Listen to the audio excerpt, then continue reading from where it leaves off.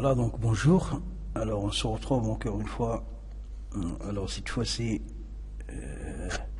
dans la correction de chimie organique, examen normal chimie organique, ici MP3.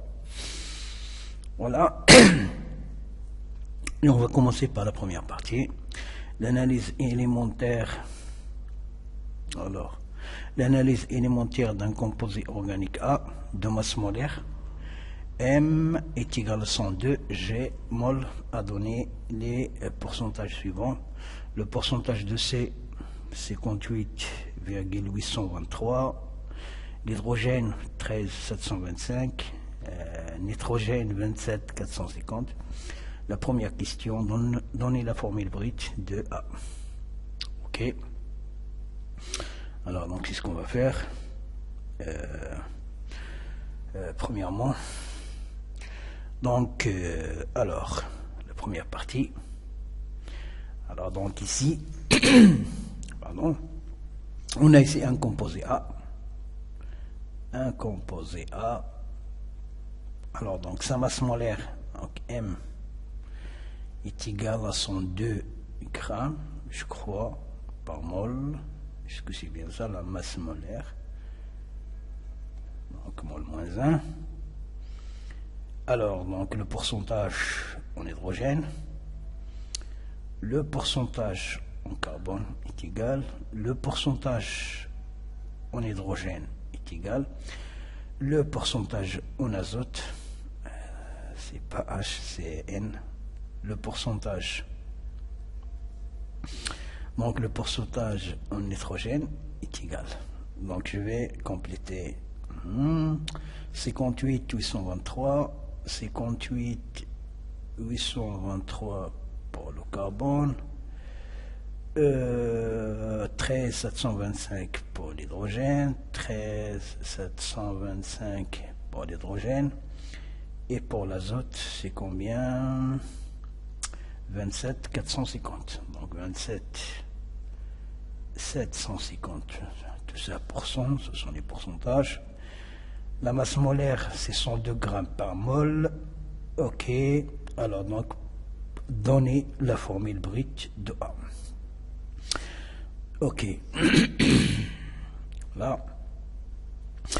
Donc, déjà, à partir du constituant, à partir du constituant, donc, on s'aperçoit que ce composé est constitué du carbone, d'hydrogène et d'azote. Du coup, sa formule brute aura la titre suivante, c'est X H Y N T. Ok, alors maintenant, c'est à nous de calculer X, Y et Z. Alors, c'est ce qu'on va faire. Alors, on a le pourcentage de C. Alors, on a donc la masse molaire totale du composé.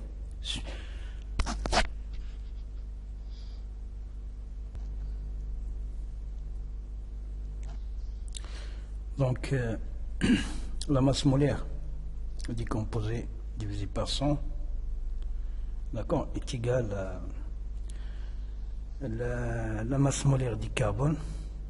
Alors, donc, la masse molaire du carbone, c'est 12. Alors, donc, fois X, qui est le nombre de carbone, divisé par le pourcentage. Donc, divisé par le pourcentage. Le pourcentage, c'est 58. Non, donc, 58,823. Donc, implique que X est égal à quoi? Donc, est égal à 58,823 fois la masse molaire, donc c'est 102. Alors, divisé par 1200. de son donc x est égal, je vais effectuer le calcul, est égal, après avoir effectué le calcul dans la calculatrice, donc 4, 99, 99. Donc, est égal à quoi? Est égal à 4,999, donc est égal à 5. Donc x est égal à 5. On va faire la même chose pour l'hydrogène et l'azote et le nitrogène.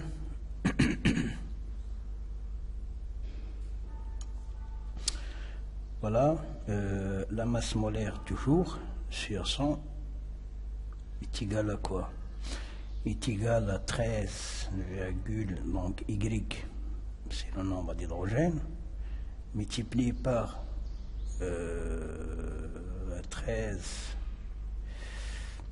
Non, c'est pas multiplié par 13, multiplié par la masse molaire d'un seul hydrogène, donc qui est 1. D'accord, divisé par le pourcentage d'hydrogène, donc qui est 13,725. Implique que Y est égal à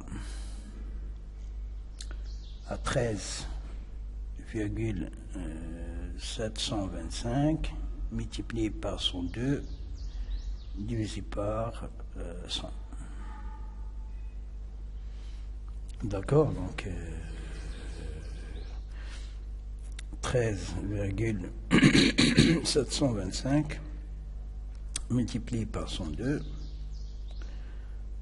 divisé par 100 est égal à 13,99999, donc est égal à 13,99, donc est égal à 14. Ok, on fera la même chose avec l'azote. Alors donc pour l'azote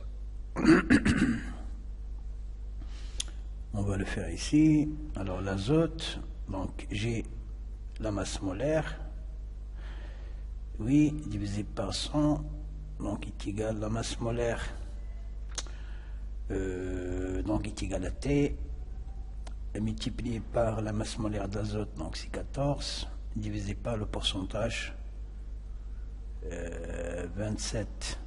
Alors ici c'est pas 750, mais c'est 450. Est-ce que c'est bien ça? Oui, 450. Alors ici c'est 450 et non pas 700.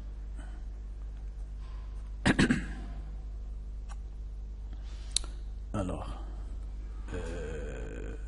450. D'accord? Alors 450. Alors cela implique que T est égal à 27,450 multiplié par 102. Alors donc 102 divisé par, alors donc divisé par 100 fois 14, donc 1400. Alors qui est égal, application numérique, 27,450 multiplié par 102 est égal, divisé par 1400 à 1,99, donc est égal à 1,99, donc est égal à 2. D'accord? Donc voilà, nous avons calculé les indices du carbone. Donc du coup, donc A, donc aura la forme suivante, donc C5, H14, N2. Voilà notre composé chimique. Voilà pour la première question. Calculer son degré d'insaturation. Donc deuxièmement, le degré d'insaturation. Voilà. deuxièmement, voilà, degré d'insaturation.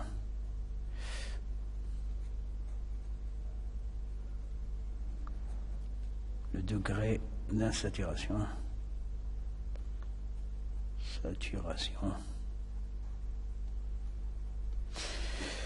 Donc, degré d'insaturation DI est égal à quoi? Donc, est égal à 2x plus 1 plus 2.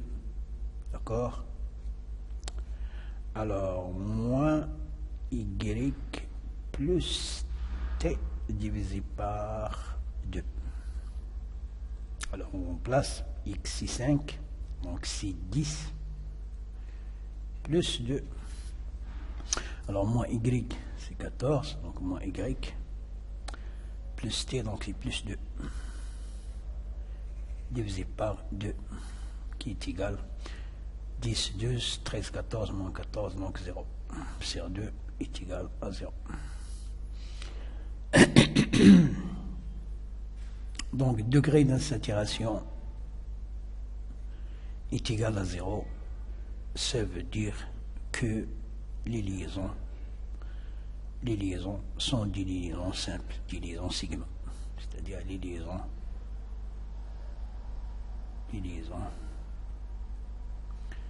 sont des liaisons sigma ou des liaisons simples. Ok. Alors donc c'est la remarque qu'on peut en tirer. D'accord. Alors maintenant, pardon. En formule semi-développée, deux stricteurs possibles A1 et A2 de A, sachant qu'ils présentent deux groupements fonctionnels amino et deux carbones asymétriques. Amino, très bien. Alors, deux groupements fonctionnels amino et deux carbones asymétriques. Alors, deux carbones asymétriques et deux. Alors, j'ai la formule brute. Donc, la formule, je vais la rappeler ici. Donc, si c'est 5H14 et 2, degré d'insaturation est égal à 0. Donc, tous les carbones, donc C, 1, 2, 3, 4 et 5. Je peux numéroter machine carbonée, donc 1, 2, 3, 4, 5. Alors, donc, toutes les liaisons, ce sont des liaisons simples. Alors, donc, celui-là, je vais lui compléter ces liaisons. La même chose pour ce carbone, la même chose pour ce carbone. Alors, les contraintes. Alors, les contraintes, c'est que ces deux composés admettent deux groupements amino, d'accord, deux groupements amino, et quoi encore, et deux carbones asymétriques. Du coup, ce carbone-là et ce carbone-là, c'est-à-dire les carbones qui se trouvent au bout de la chaîne, ne peuvent pas être des carbones symétriques. Donc, je vais les écrire en rouge. Ce carbone et ce carbone sont exclus du jeu. Alors, qu'est-ce qu'il me reste? Il me reste ce carbone, ce carbone, ce carbone. Alors, si je numérote de la gauche ou de la droite, c'est la même chose. Voilà. Les carbones de l'extrémité sont exclus. D'accord? Alors, donc, 1, 2, 3, 4, 5, 6, 7, 8, 9, 10, 11, 12. Ok? Alors, j'ai le droit de placer, si je place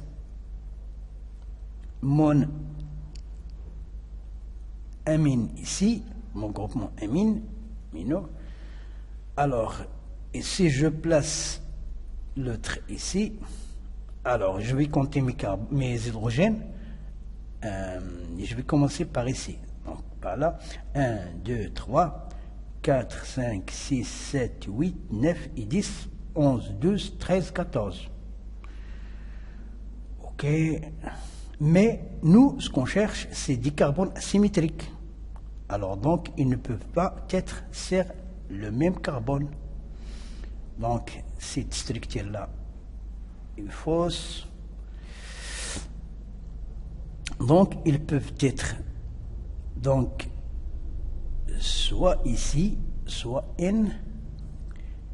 Alors maintenant, NH2. Alors, est-ce que j'ai maintenant des carbones asymétriques? Alors, ce carbone est un carbone asymétrique. Ce carbone est un carbone asymétrique lui aussi. Alors, je vais compléter mes hydrogènes. Donc, H, H, H, H, H, H, H, H, H, H. Voilà. 1, 2, 3, 4, 5, 6, 7, 8, 9 et 10, 11, 12, 13, 14. Donc voilà. Le premier, voilà. Alors ce carbone-là est un carbone asymétrique. Celui-là aussi est un carbone asymétrique. Donc voilà, j'ai un composé qui contient deux carbones asymétriques, d'accord, et deux groupements amines. Donc j'ai A1. Donc A1, c'est celui-là. Voilà. Alors, je vais écrire sa formule semi-développée de ce carbone. Donc, CH3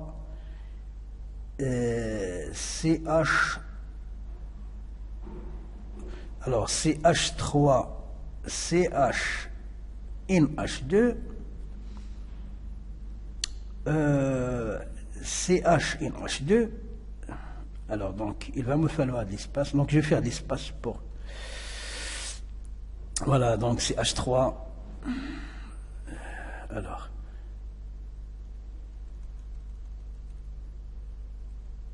c'est H3.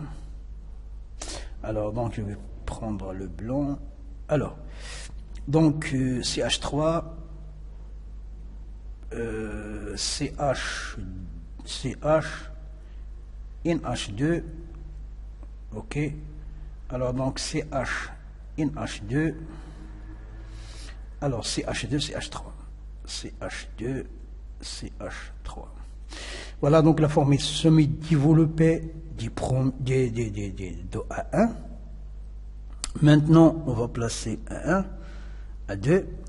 Donc voilà, les carbones asymétriques sont les carbones numéro 2 et numéro 3. Ok.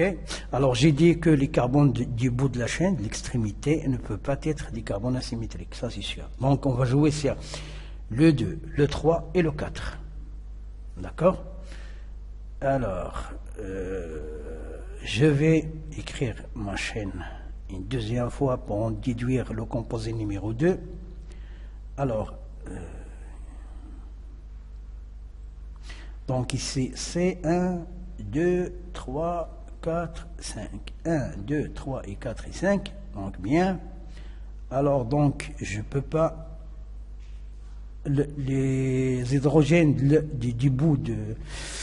Pardon, les carbones du bout de la chaîne sont exclus. Alors, donc, le 2 et le 3, donc, et le 4. Donc, le 2... et le 4, ou bien le 2 et le 3. Que ce soit que je commence de la gauche ou de la droite, donc c'est la même chose. Donc, alors ici j'aurai un groupement, une H2, amine, et cette fois-ci un groupement amine, une H2. Alors je complète ma chaîne. Alors ici un H, H, H, H. Combien j'ai d'hydrogène? 1, 2, 3, 4, 5, 6, 7, 8, 9, 10, 11, 12, 13, 14. Donc voilà. Alors je numérote ma chaîne. Donc 1, 2, 3 et 4 et 5. Alors les carbones asymétriques. Les carbones asymétriques, donc c'est le carbone cette fois-ci numéro 2. et le carbone numéro 4. Et voilà un autre isomère de A. Voilà, donc finalement, donc c'est pas la peine de mettre les hydrogènes. Donc voilà, il se voit clairement que voilà les bouts, c'est de l'hydrogène. Donc maintenant, je vais écrire la chaîne la formule semi-développée. Donc CH3, CH, NH2, CH2, CH,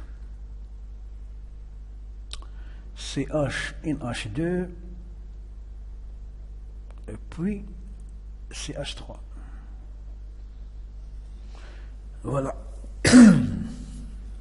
Voilà, de carbone asymétrique, de groupement amine asymétrique. Alors, je vous rappelle une petite chose. Alors, donc, qu'est-ce que ça veut dire un carbone asymétrique? C'est-à-dire, il possède un centre de chiralité. Alors, donc, voilà, ce carbone-là, carbone, carbone, carbone. Donc, il est en liaison avec 4 substituants différents. A, B, D, E. Tel que A est différent de B, B différent de C, de D, et D différent de E, E différent. Donc, il est en liaison avec, donc il forme 4 liaisons avec 4 groupements différents. Voilà, donc c'est la définition d'un groupement, d'un carbone asymétrique. Et on met toujours une étoile, donc un astérique au-dessus de ce carbone. Voilà, donc pour préciser que c'est un carbone asymétrique. Voilà. Alors, est-ce qu'on a répondu à la question? Alors qu'il présente 2 groupements fonctionnels amino et 2, très bien. Alors, donnez les noms systématiques et le nombre de stéréoisomères de A1 et A2. Ok, alors donc, voilà, donc on va donner les noms systématiques de ces 2 composés. Alors, ok, alors donc on va commencer par le premier composé. Alors le premier composé, alors donc premièrement, combien la chaîne carbonée, combien de carbone? 1, 2, 3, 4, 5. Toutes les liaisons sont des liaisons simples, donc quoi? Butane, pentane. Pentane. Donc, alors ici, la chaîne principale c'est pentane. Alors, donc, pentane. Alors, pent. Donc, pent pour indiquer le nombre de carbone de la chaîne. Pent. Alors, pent. Pentane. D'accord. Ok.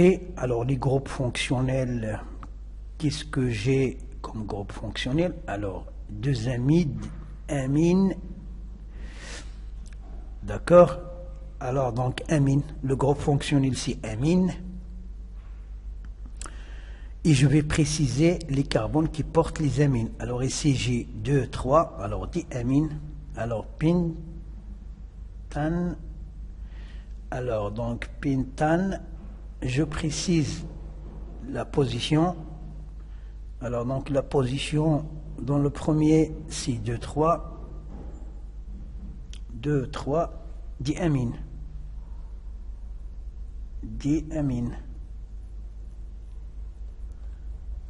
Alors, pentane, 2, 3 diamine, c'est-à-dire donc un pentane, an, des liaisons simples, pent, 5 carbone, alors qui contient 2 groupes fonctionnels amine, 2 groupes fonctionnels amine, au carbone numéro 2 et au carbone numéro 3. Alors, donc, on va faire la même chose avec celui-là. avec le deuxième. Alors ici, 1, 2, 3, 4, donc c'est pent. Donc je vais écrire pent. Alors c'est pent. D'accord, 5 carbone. Liaison simple, donc c'est an. Pentane, je crois que je dois mettre ici un E, car ici, je commence par T. Oui, je crois, donc, pentane, voilà, c'est pas grave. Ici aussi, pentane. Alors, le groupe fonctionnel, c'est l'amine. Et j'ai deux groupements amines au carbone numéro 2 et au carbone numéro 4. Alors, si je numérote ma chaîne de la gauche de la droite, donc j'aurai toujours la même chose. D'accord? Voilà, donc 2 et 4. Donc 2, 4, d'accord? Diamine. Voilà, pour dire que deux groupements amines. Diamine. Diamine. Attention. Voilà. Diamine. Et voilà le nom systématique de notre composé. Pentane de 3 diamine, pentane de 4 diamine. Donner le nom systématique, le nombre de... ici le nombre de stéréoisomères. Alors, le nombre de stéréoisomères, c'est le nombre de carbone. Alors, pour celui-là, c'est une molécule qui n'est pas symétrique, qui ne possède pas de plan de symétrie. Donc, le nombre de stéréoisomères, c'est ça, le stéréoisomère.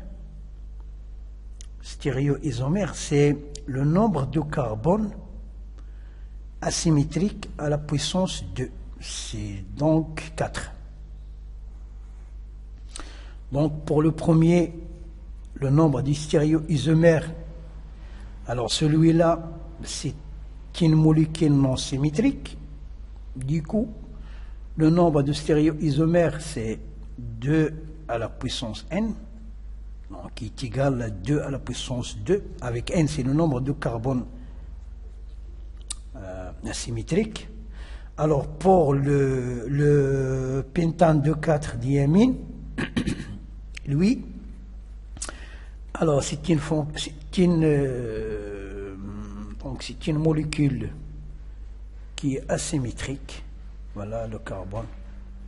Asymétrique, carbone, carbone, carbone, carbone. Donc c'est une molécule symétrique. D'accord, symétrique. Donc il possède un axe de symétrie. Donc le nombre de stéréoisomères est 2 à la puissance 2 moins 1, qui est égal à 3. Donc, c'est ça le nombre de stéréoisomères. Alors, nombre de stéréoisomères. Nombre de stéréoisomères.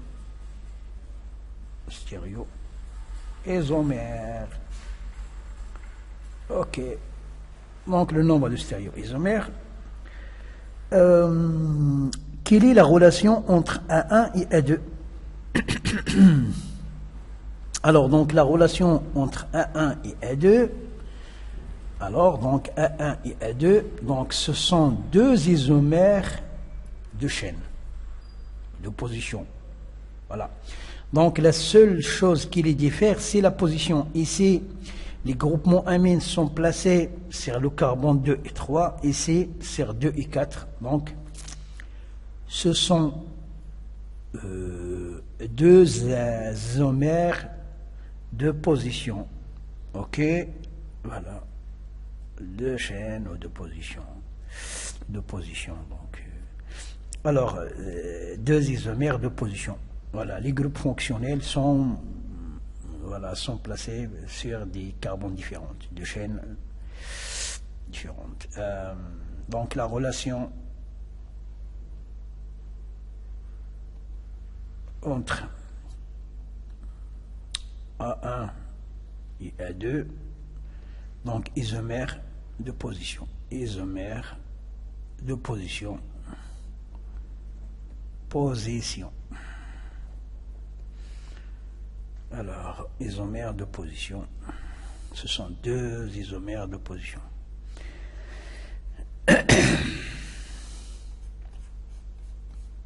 Ok. Alors maintenant, on va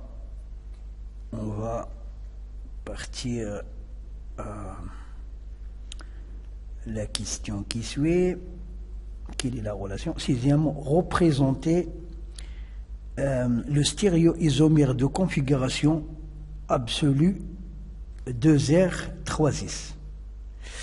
2 à 1 en projective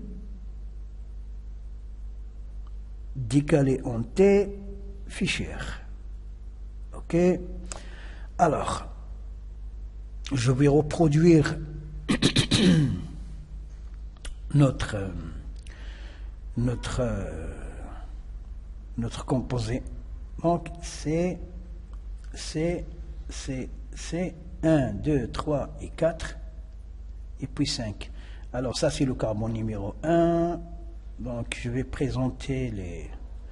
Donc, NH2, ici H, ici aussi 3, donc c'est NH2, H, alors ici c'est H, H, H et H. Donc, finalement, alors le carbone numéro 2, c'est celui-là, carbone numéro 3, c'est celui-là. Alors, qu'est-ce qu'on me demande? La configuration absolue 2R 3S, donc 2R et 3S. Ok, c'est ce qu'on va faire. Alors ici, le carbone numéro 2, non, je vais, ouais, d'accord, ok, le carbone numéro 2, le carbone numéro 3, ok, je vais les mettre dans le plan. Alors ici, groupement CH3. Alors ici, c'est C2H5. Voilà. Ok. Alors, combien j'ai de carbone? Donc, le carbone numéro 1, je vais le numéroter en rouge. 1, 2, 3, 4 et 5. Voilà. Alors, maintenant, je vais donc compléter les liaisons de ce carbone. Alors donc il aura une liaison vers nous et une liaison vers l'arrière de l'écran. La même chose pour celui-là, une liaison vers le devant et une liaison vers l'arrière du plan. Alors, si je mets ici l'hydrogène et en arrière du tableau, je vais mettre l'azote, le groupement NH2, donc les mines. Alors ici, je vais les inverser, NH2 et ici l'hydrogène H. Alors maintenant, je vais calculer la configuration absolue. Donc, l'azote, c'est 1, 2, 3, le carbone, c'est 4. Alors, donc, je vais éliminer le carbone et donc, c'est un S. C'est ça? C'est un S. S. Je tourne vers la gauche pour aller de 1 à 2 à 3. Donc, je tourne vers la gauche. Donc, c'est un S. 2, c'est S. Mais le problème, c'est que le substituant, l'hydrogène qui contient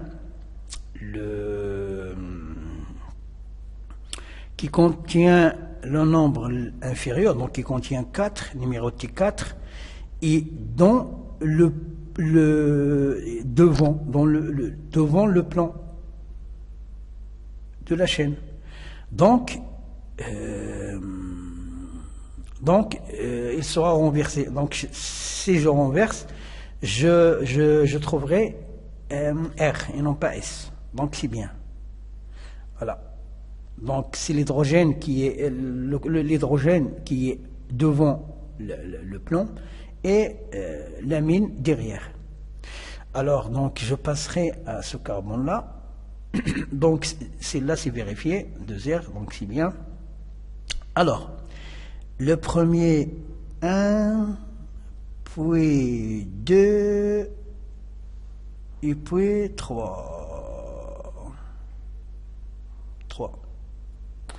D'accord? 4, c'est l'hydrogène, donc il est vers l'arrière du tableau. Donc, je vais tourner comme ça contre les sens. Le sens contraire des aiguilles d'une montre, donc j'ai S. S et l'hydrogène se trouvent à l'arrière du tableau, donc c'est bien. Donc je ne vais rien changer. Donc c'est 3S. Et voilà la configuration en projectif de notre composé. Voilà. 2R, 3S. Le carbone numéro 2 et le carbone numéro 3. Donc, très bien. Alors, maintenant, décalé en T. Alors, maintenant, Newman. Alors, Newman, décalé en T. Alors, Newman, de conformation, décalé en T. OK. Alors, Newman.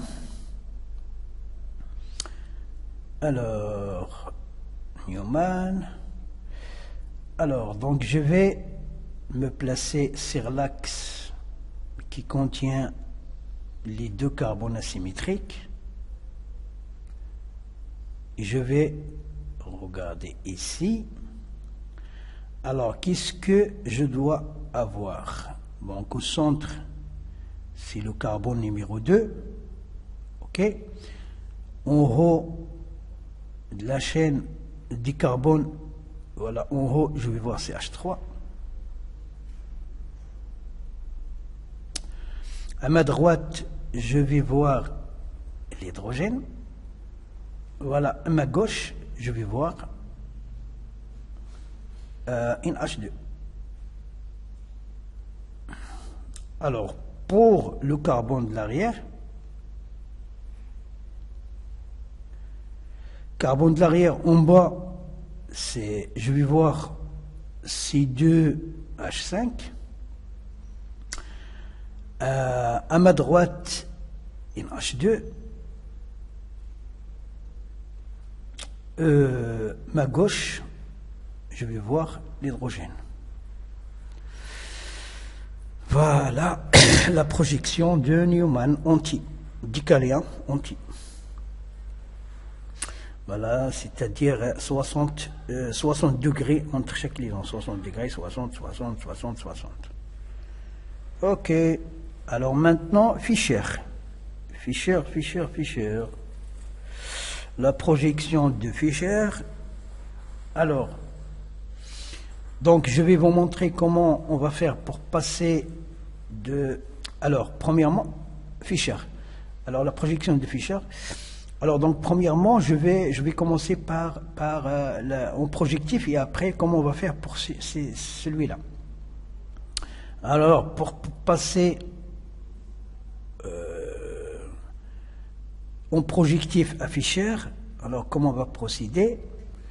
Donc, je vais effectuer tout d'abord une rotation de pi de 180 degrés pour avoir la chaîne carbonée, la chaîne carbonée principale en dessous du plan. D'accord? Donc du coup, CH3 serait en bas, le carbone numéro 2, le carbone numéro 3 et C2H5 en bas. Alors ici, j'ai rien changé. Donc, ce qui est devant va rester devant. Ce qui est derrière va rester derrière. Alors, ce qui est derrière ici, c'est H. Ce qui est devant là, c'est NH2. Alors ici, j'ai effectué une rotation. Donc, ce qui est derrière, il sera devant. Et ce qui est devant sera derrière. Voilà, donc derrière, devant.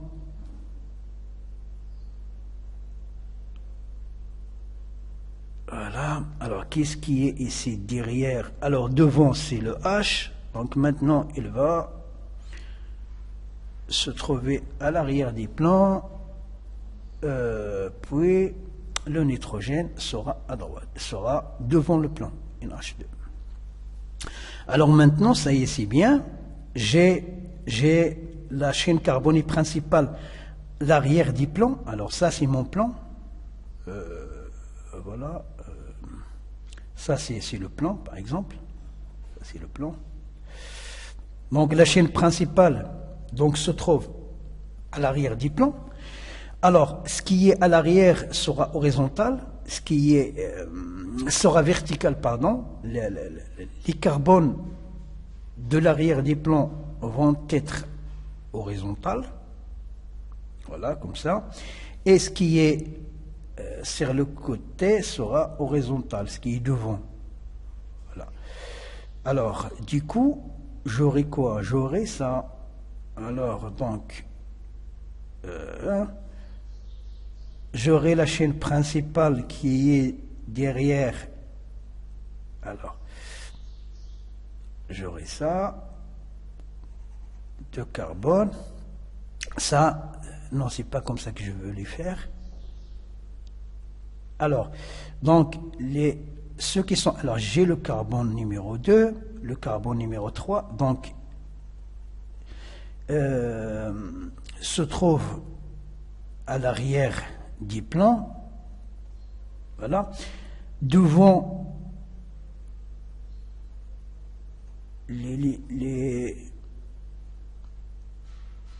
voilà, donc, ceux qui se trouvent devant, les liaisons qui se trouvent devant le plan.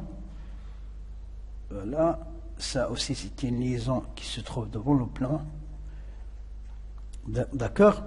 Alors ici j'aurai quoi? Je vais compléter. Alors ici j'ai CH2, CH3. Alors ici C2, H5. Alors ici, donc si je vois en haut, alors dans l'arrière de mon plan j'aurai CH3 et C2H5 et les deux carbones. Voilà. En haut, devant le plan, j'aurai à voir à ma droite sur le carbone numéro 2 l'hydrogène. À la gauche, une H2. Ici, à droite, c'est l'hydrogène. À gauche, c'est une H2.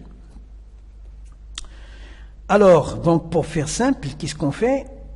On remplace les liaisons par des traits. D'accord? Je vais le remplacer par des traits maintenant. Voilà. NH3, C2H5. OK? Alors ici, H, c'est ça, je l'ai écrit. Donc ici H, ici H, ici NH2, ici NH2. Voilà. Excusez-moi. Alors, voilà comment passer de la projection en projectif à Fischer. C'est ça. Alors maintenant, je vais procéder de la même façon, mais en utilisant la projection de Newman.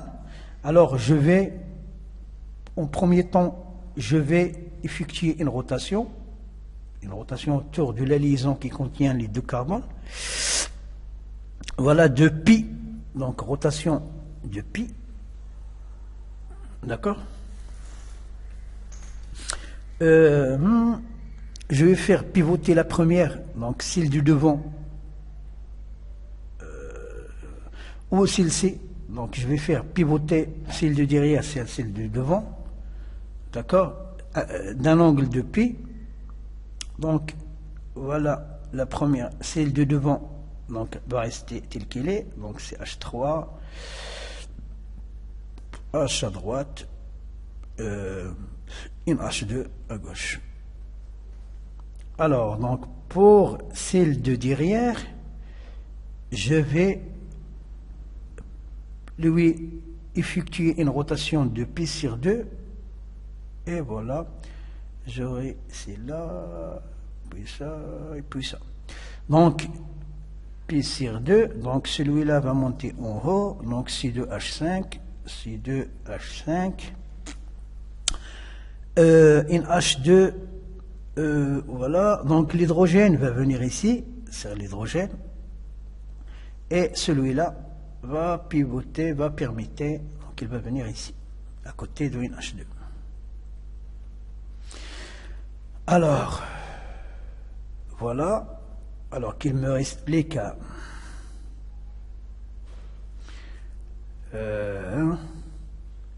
Voilà, donc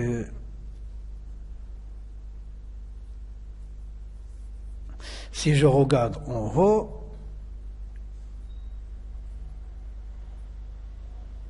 alors si je regarde en haut, je vais avoir la formule suivante, la forme suivante. Donc, et c'est H3 en haut, C2H5, voilà. Ici à droite H et H, ici une H2, une H2. Et voilà, je me suis parvenu à donner la même, à trouver la même projection de Fischer en utilisant la projection projective et la projection de Fischer. Alors maintenant, on va vérifier la configuration. Est-ce qu'on a bien la même configuration voilà, en projection de Fischer. Alors la configuration, c'est 2R, 3S, c'est ça? 2R, 3S. 2R, 3S. Ok. Alors, donc on va vérifier. Alors, on va vérifier. Alors, donc, ici c'est 1 pour le carbone numéro 2. Voilà, ici c'est 1, 2, cette liaison-là, 3 et puis 4. Alors, si je tourne, donc c'est 1, donc c'est S, d'accord? C'est S.